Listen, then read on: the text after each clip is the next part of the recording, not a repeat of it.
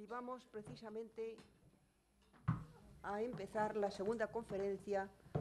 Perdón, que les estoy hablando sin micro, ya. Buenas tardes a todos, amigos, que en un tarde de un viernes les agradezco muchísimo su compañía para que podamos precisamente hablar de eso que nos gusta a todos, que es la historia, y es precisamente nuestra historia, la historia de España. Y vamos precisamente, primero de todo, a conocer quién nos va precisamente a enseñar para que sigamos aprendiendo, yo la primera, de eso que es nuestra historia de España. Por consiguiente, en nombre de la Fundación Universitaria Española del Seminario de Historia Cisneros, damos la bienvenida a su casa, que espero que no sea la primera vez, sí que lo es, pero no será la última de que venga, precisamente al profesor don José Martínez Millán, que es catedrático de Historia Moderna de la Universidad Autónoma. Como es la primera vez que les va a hablar a ustedes desde la tribuna del Seminario de Historia Cisneros, voy a decir algunas cosas de las que realmente sirvan más o menos para que ustedes puedan familiarizarse con él. Don José Martínez Millán es catedrático de Historia Moderna en la Universidad Autónoma de Madrid, fundador y director del Instituto Universitario La Corte en Europa de la Universidad Autónoma de Madrid. Es coordinador general de la Red de Grupos de Investigación de la Comunidad de Madrid, sección de Humanidades, Solo Madrid es Corte. Ha dirigido más de 20 tesis doctorales. Tiene proyectos de investigación, más de 32, de los que ha dirigido 21. Y como resumen de sus publicaciones, son más de 200 entre libros, artículos y ensayos, a los cuales prácticamente voy a referirme solamente a algunos más destacados. Por ejemplo, las instituciones y élites de poder en la monarquía hispana durante el siglo XVI, la corte de Felipe II, el ensayo sobre Felipe II, un hombre de Estado, Felipe II, la configuración de la monarquía hispana,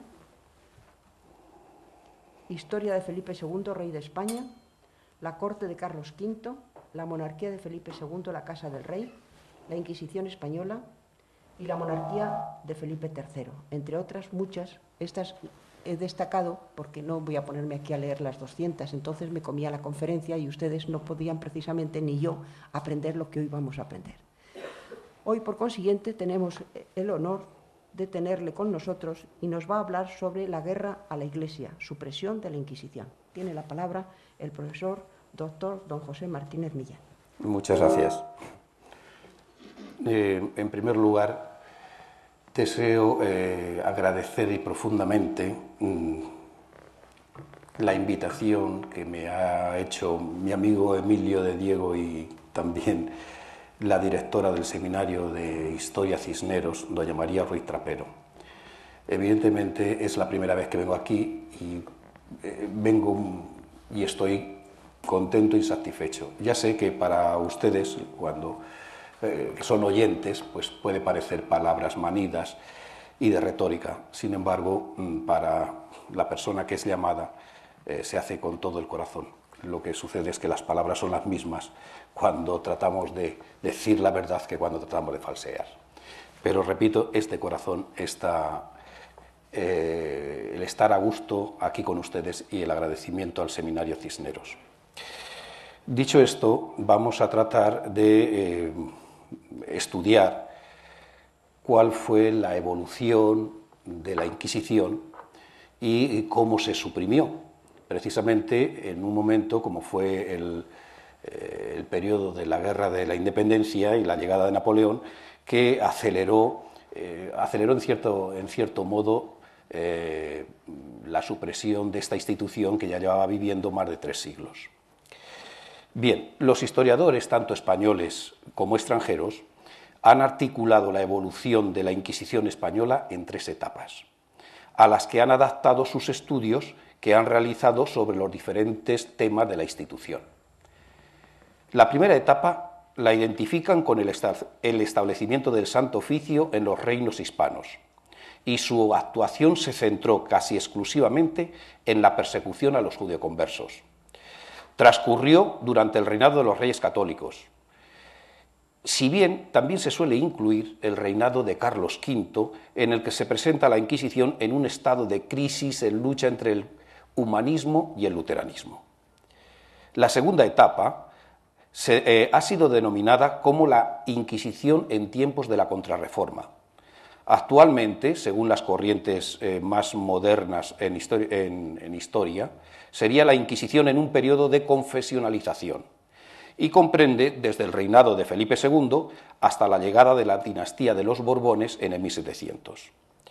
Se le atribuye la reforma institucional que llevó a cabo Felipe II con el fin de centrar su actuación e imposición de la doctrina del Concilio de Trento. Finalmente, la tercera etapa coincide con el siglo de la Ilustración. Los historiadores la han identificado como el periodo de decadencia. La Inquisición siguió manteniendo las mismas estructuras que le había impuesto Felipe II en el siglo XVI.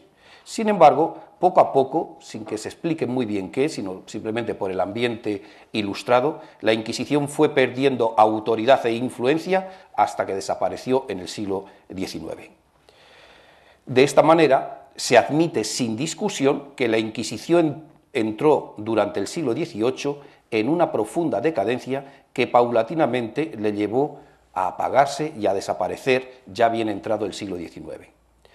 Los documentos que se pueden aducir para demostrar son muy numerosos. Valga como ejemplo el siguiente, escrito por el Consejo de Inquisición en el 1729 a los inquisidores de Sevilla. En la Inquisición de Sevilla, que los ministros familiares de número de esa ciudad, ordenaba el Consejo, acompañen a caballo al tribunal en sus salidas públicas y a la ejecución de las sentencias a azotes y vergüenza, y que por su falta de asistencia a estas funciones se han celebrado sin la autoridad correspondiente al Santo Tribunal de la Fe, atravesando a su vista persona de todas clases, con carruajes o sin ellos, sin detenerse con la reverencia acostumbrada. Se va perdiendo el debido respeto, comentaba el Consejo, y temor a este tribunal, especialmente entre la muchedumbre del vulgo, que solo se gobierna por lo que perciben los ojos. Por consiguiente, a la vista de este documento, bueno, podría citar muchos más, pues los historiadores de manera inconsciente han tratado de narrar la historia de esta evolución, pero siempre bajo el signo de la decadencia. Ese concepto tan vago que evidentemente cualquier discusión, cualquier problema o enfrentamiento que tuvo la Inquisición, pues es indicio de que estaba desapareciendo. Es más, en un enjundioso trabajo, el recordado profesor Domínguez Ortiz afirmaba que la crisis de la Inquisición arrancaba del reinado Felipe IV. En mi opinión, en cierta medida no le faltaba razón. Ahora bien, ¿cómo es posible que una institución se mantenga durante 2 siglos en perpetuo estado de agonía sin que desaparezca? ¿Cómo es posible que una institución resista hasta 6 intentos de reforma o supresión, como fue el siglo XVIII, sin que desaparezca?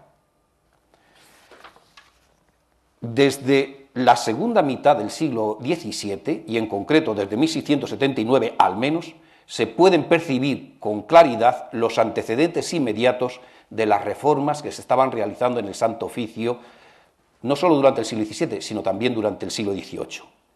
Todas estas reformas iban encaminadas a reducir la jurisdicción de la Inquisición dentro del ámbito de la monarquía, es decir, suprimir su jurisdicción temporal, procurando que su intervención se limitase a temas religiosos y espirituales, es decir, a mantener solo la jurisdicción eclesiástica.